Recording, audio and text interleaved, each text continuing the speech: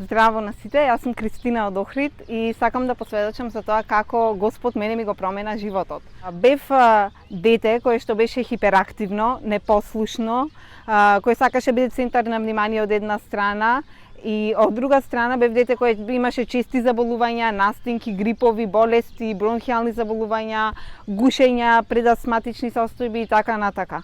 Како што растев, осознавав и сакав да го правам она што е правилно во животот, меѓутоа често пати се наоѓа во позиција да бидам повредувана, од друга страна и да не знам што е правилно. Цело време сакав да им угодам на другите луѓе. Со угодувањето на другите луѓе во мене растеше некоја скриена гордост, затоа што сакав кога другите ме фалат и кога велат дека сум добра и дека се правам како што треба. И луѓето велеа дека се правам како што треба, меѓутоа јас во себе чувствував празнина, чувствував дека нешто не е во ред.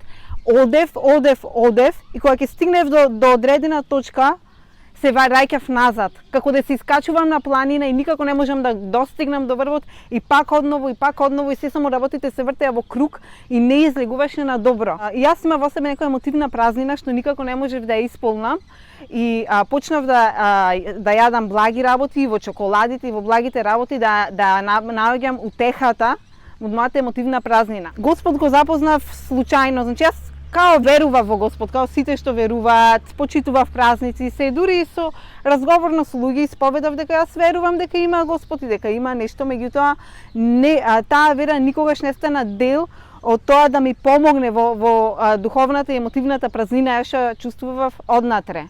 Се до еден момент кога се најдов на една христијанска конференција, која што беше организирана од христијанска црква во Македонија, и на таа конференција јас прв пат разбрав и прв пат слушнав по вера сме спасени, по благодат и дека никој со добри дела не може да се оправда пред Господ, и тоа за мене беше изненадување, затоа што јас целиот живот правев добри дела сакајќи да им угодам на луѓето и така мислев дека тоа е добро и тоа е правилно. На таа конференција се случи огромна промена кај мене. Почнав да ги гледам работите од друга перспектива, од Божја перспектива.